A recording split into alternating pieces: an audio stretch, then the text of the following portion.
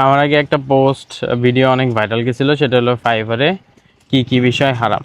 হারাম বলতে মানে কি বিষয় করা যাবে না, ট্রান্স ভায়োলেট হয়ে যাবে। তো আপওয়ার্কে কি জিনিস করলে আপনার অ্যাকাউন্ট ব্যান হইতে পারে বা আপনার অ্যাকাউন্ট সাসপেন্ড হইতে পারে, এই রিজনগুলো নিয়ে এখন ডিসকাস করব।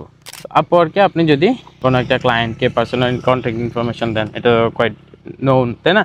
যে আপনি ক্লায়েন্টকে বের করতে চেষ্টা করতেছেন মার্কেট প্লেস থেকে, আপনার ইন্টেনশন খারাপ, তখন আপনি ব্যান্ড হইতে পারেন বা সাসপেন্ডেড হইতে পারেন। আপনি কি তাহলে সার্ভিসের জন্য ডিটেলস আদান প্রদান করতে পারবেন না? পারবেন। সার্ভিসের জন্য আদান প্রদান করা আর সার্ভিসের বাইরে আদান প্রদান করা, এটা ভাই সবাই বুঝে। এটা আপনিও চ্যাটে দেখলেই বুঝবেন, এটা আসলে রকেট সায়েন্স না। তো মার্কেট প্লেসগুলো এইগুলো দেখলেই বুঝে যে আপনার ইন্টেনশন কী ছিল। আপনার সার্ভিস হলো সাপোজ লোগো ডিজাইন, আপনি চাইতেছেন তার কন্ট্যাক্ট ডিটেলস, যে তোমার ইমেলটা দাও, আমি তোমার ইমেলে ফাইলগুলো পাঠিয়ে দিই। কেন ভাই? আপনার আপওয়ার্ক প্রোফাইলে তো ফাইল অ্যাটাচ করার অপশন আছে, আপনি ওইখানে ফাইল অ্যাটাচ করে ক্লায়েন্টকে দিবেন প্রজেক্টসের চ্যাটে বা প্রজেক্টসের ডেলিভারিতে। তো যেই সার্ভিসগুলোতে আসলে ডিটেলস যেইটুক লাগে ওইটুকুই চাবেন, ওইটুকের মধ্যে আপনি যতটুকু করতে পারবেন অতটুকুই। আপনার ইল মোটিভ থাকলে ওইটা আসলে আপওয়ার্ক বুঝবে। কীরকম? ধরেন কোনো একটা ক্লায়েন্টকে আপনি কথাবার্তা বলছেন, সবই আগাইছে, প্রজেক্টটা আর হয়নি। আপনার প্রায় এরকম হয় যে ক্লায়েন্টের সাথে মিটিং হওয়ার পর আর প্রজেক্টটা অনবোর্ড হয় না, ক্লায়েন্ট আপনাকে কোনো মেসেজ দেয় না, রিপ্লাই দেয় না, ওইখানেই ডান। এইগুলোর আসলে কিছু প্যাটার্ন আইডেন্টিফাই করা যায়, সহজেই বোঝা যায় যে আপনি আসলে ক্লায়েন্টদেরকে বাইরে নিয়ে যাচ্ছেন। মিটিংয়ে আপনি কোনো না কোনোভাবে এমন কোনো ইনফরমেশন শেয়ার করতেছেন যেটাতে ক্লায়েন্টকে বাইরে নিয়ে যাচ্ছেন। তো এটা একটা, ক্লায়েন্টকে কন্ট্যাক্ট ইনফরমেশন শেয়ার করা যাবে না বা আননেসেসারিলি ওভার ইনফরমেশন শেয়ার করা যাবে না, যেটা আসলে দরকার নেই প্রজেক্টে, যেন কোনো সাসপিশিয়াস সিচুয়েশন ক্রিয়েট না হয়। আপওয়ার্কের ওইটা মানে গেস করারই সুযোগ দিব না, সন্দেহ করারই সুযোগ দিব না যে আমি ক্লায়েন্টকে কোনো কিছু করতেছি। তো যতটুকু ট্রান্সপারেন্ট থাকা যায়, যতটুকু আননেসেসারি ইনফরমেশন শেয়ার করার থেকে বিরত থাকা যায় তত ভালো। দেন হলো আপনি কোনো একটা প্রজেক্টে ক্লায়েন্টের সাথে খুবই আনপ্রফেশনাল বিহেভিয়ার করেন, কথা কাটাকাটি হলো, আপনিও, সেও গালি দিছে আপনারে, আপনিও গালি দিছেন। আপনি গালিটা বাংলাতে দিছেন, ভাবছেন যে আপওয়ার্ক বুঝবে না। আপনি যেই ভাষাতেই গালি দেন আপওয়ার্ক বুঝবে। তো ক্লায়েন্টের সাথে মিসকন্ডাক্ট করা যাবে না, ক্লায়েন্টের সাথে মিসবিহেভিয়ার করা যাবে না। ক্লায়েন্ট আপনাকে গালি দেখ, ক্লায়েন্ট আপনাকে এফইউ বলুক, তখন আপনি জাস্ট তাকে প্রফেশনালি ডিল করবেন, বলবেন যে sorry, I think we are not a good fit, I hope you will find someone who can help you on this. এইভাবে বলে জাস্ট ব্লক করে দেন, সমস্যা তো নেই।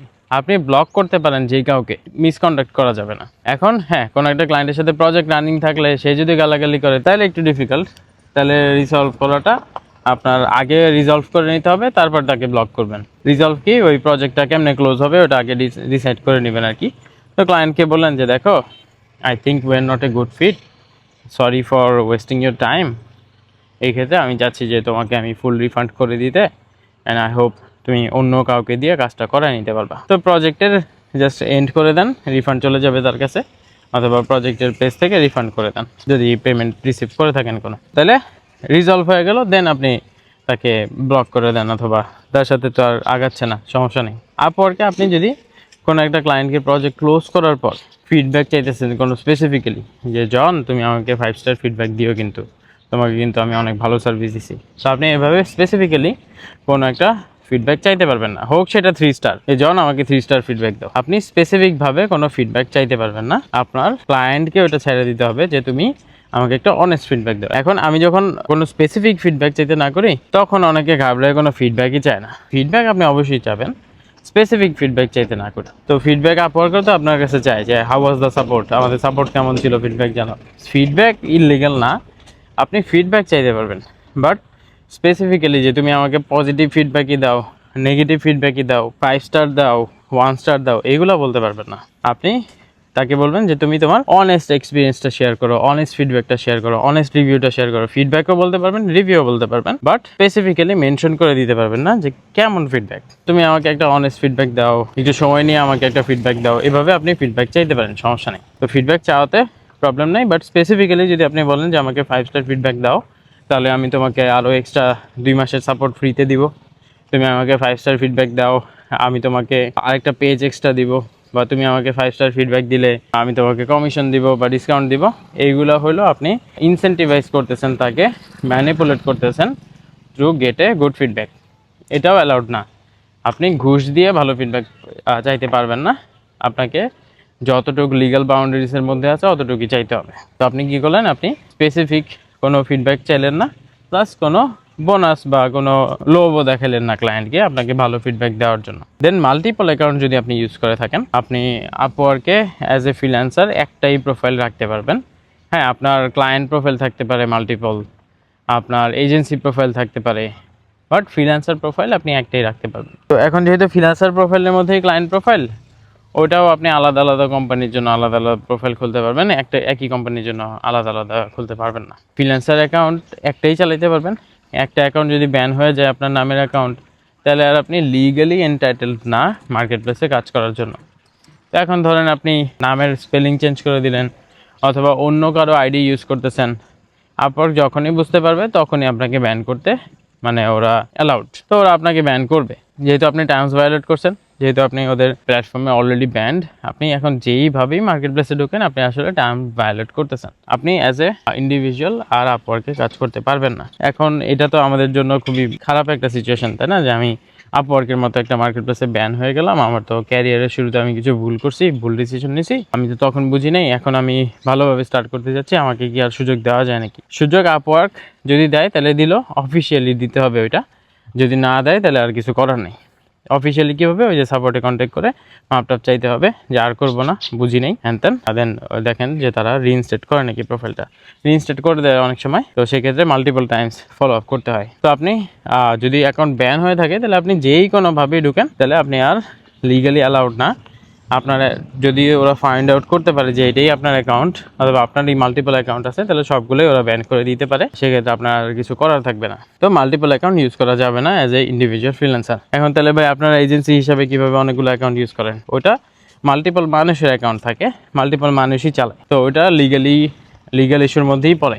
হ্যাঁ, মানে ওটা ইলিগাল হয় না। তো মাল্টিপল মানুষ একটা এজেন্সিতে কাজ করে, মাল্টিপল টিম মেম্বার থাকে, তাদের প্রোফাইল থাকতেই পারে, অ্যান্ড তারা আলাদা ডিভাইস থেকে চালাচ্ছে, আলাদা আইপি থেকে চালাচ্ছে, আলাদা মানুষ। তো ওই ক্ষেত্রে আসলে ইস্যু নাই বা ইস্যু হয় না এখনো, বাট এটা লিগাল বাউন্ডারিজের মধ্যে থেকে এজেন্সিগুলো করি আমরা। দেন আপওয়ার্কে আপনি এমন কোনো সার্ভিস দিলেন যেটা লিগাল না। এখন ইললিগাল সার্ভিসগুলোতে তো আমরা জানি, অ্যাডাল্ট কন্টেন্ট নিয়ে কাজ করা যাবে না, ড্রাগ নিয়ে কাজ করা যাবে না, হিউম্যান ট্রাফিকিং অ্যান্ড অল, হ্যাঁ, এগুলো নিয়ে আপনি কাজ করতে পারবেন না। যেই জিনিসটা অনেকে জানে না সেটা হলো ফিনান্সিয়াল ডকুমেন্ট, অফিসিয়াল ডকুমেন্ট অথবা কোনো এডুকেশনাল টাস্ক, ওইটাতেও আপনি হেল্প করতে পারবেন না। আপনি কোনো ফিনান্সিয়াল ডকুমেন্ট, ব্যাঙ্ক স্টেটমেন্ট অথবা কোনো সার্টিফিকেট, এগুলো কিছু এডিট করতে পারবেন না, এগুলো লিগাল না। তারপর আপনি কারো হোমওয়ার্ক, অ্যাসাইনমেন্টে হেল্প করতেছেন, ইউনিভার্সিটি প্রজেক্টে হেল্প করতেছেন, এটাও লিগাল না, আপনি করতে পারবেন না। যদি করেন তাহলে এটাতে আপনি ব্যান হয়ে যাবেন। এটা অনেকে জানে না, বাট এটা অনেক বেশি ইম্পর্টেন্ট। দেন হলো কোনো ক্লায়েন্টের সাথে যদি আপনার এক্সপিরিয়েন্স খারাপ হয়, ধরেন ক্লায়েন্টের সার্ভিস এক্সপিরিয়েন্স খুবই বাজে, সে আপনাকে যদি প্রাইভেটলি নেগেটিভ ফিডব্যাক দেয়, অ্যান্ড আপনি যদি একটা বা মাল্টিপল ক্লায়েন্ট থেকে এরকম নেগেটিভ ফিডব্যাক পান, হোক সেটা প্রাইভেট ফিডব্যাক, হোক সেটা পাবলিক ফিডব্যাক, বাট আপনি যদি নেগেটিভ ফিডব্যাক পান তাহলে আপওয়ার্ক আপনার প্রোফাইলটা রেস্ট্রিক্টেড করে রাখতে পারে। তো রেস্ট্রিক্টেড করে দিয়ে তারা আপনাকে হয় সময় দিবে 6 মাসের জন্য রেস্ট্রিকশন করবে, তারপরে আপনি আবার কন্টিনিউ করতে পারবেন, অথবা তারা আপনাকে পার্মানেন্ট রেস্ট্রিকশন দিয়ে দিবে যে আপনি আর মার্কেটের জন্য এলিজিবল না, আপনার ক্লায়েন্টদের এক্সপিরিয়েন্স খারাপ হচ্ছে, সেই ক্ষেত্রে আপনি আর কাজ করতে পারবেন না। তো এটা খেয়াল রাখতে হবে। একটা দুইটা অর্ডার যদি খারাপ হয়ে যায় তাহলে একটু স্লো হয়ে যেতে হবে, কয়েকটা অর্ডার কম নিয়ে, মানে খুব কম অর্ডার নিয়ে ওই ক্লায়েন্টদেরকে একদম এনশিওর করতে হবে তারা যেন হাইলি স্যাটিসফাইড হয়। তাহলে কী হবে, আপনার ওই ব্যান হওয়ার চান্সেসটা কমবে। কারণ একটা নেগেটিভ ফিডব্যাক পাইলেন, পরেরটাও যদি নেগেটিভ ফিডব্যাক পান তাহলে ঝামেলা হয়ে যেতে পারে। এই জন্য একটা নেগেটিভ ফিডব্যাক পাওয়ার পর বা যদি দেখেন ক্লায়েন্টের সাথে আসলে জিনিসটা ভালোভাবে আগায় নেই, ভালোভাবে শেষ হয় নাই, তাহলে পরের প্রজেক্টগুলোতে জান লাগাই দিবেন, চেষ্টা করবেন ওটাতে যেন ভালো ফিডব্যাক আসে, তাহলে আপনার অ্যাকাউন্ট ব্যান না হওয়ার পসিবিলিটিস বেশি। দেন আপওয়ার্ক প্রোফাইল আরেকটা সিলি কারণে অনেক সময় রেস্ট্রিক্টেড হয়, সেটা হলো আমার হঠাৎ করে মনে হলো আপওয়ার্কে উড়াই ফেলবো, আমি এখন প্রপোজাল পাঠাই দিয়ে আসি প্রত্যেক দিন 10টা 20টা 30টা করে পাঠাইতেছি। তো আমার যদি নতুন প্রোফাইল হয় তাহলে যেই কোনো সোশ্যাল মিডিয়া, লিঙ্কডইনের মতো বা যেই কোনো প্ল্যাটফর্মের মতো আমাকে স্লো আগাইতে হবে।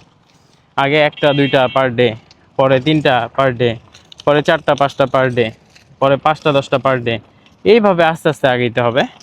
একবারেই 15-20টা করে দেওয়া শুরু করবো না, স্প্যাম করা শুরু করবো না।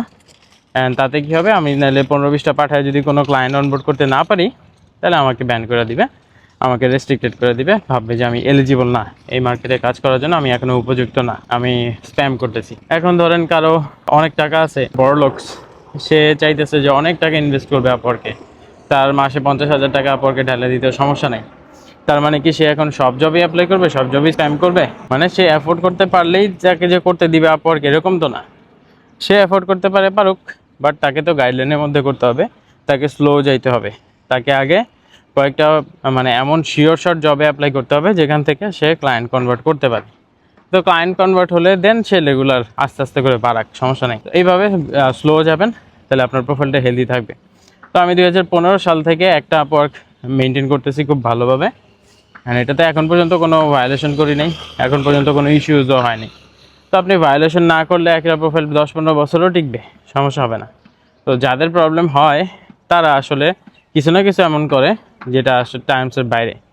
তো এমন হয় না যে আপওয়ার্ক খুদেই কাউকে ব্যান করে দিল, এরকম খুব কম হয়। কাউকে যদি দেখেন কারো আপওয়ার্ক প্রোফাইল ব্যান হয়ে গেছে, তাহলে কোনো না কোনো রিজন আছে। যদি আপনি শিওর থাকেন যে আপনি কোনো ভায়োলেশন করেন নাই, তাহলে তো সাপোর্টের থ্রুতে এটা সলভ করে নেওয়াই যাচ্ছে।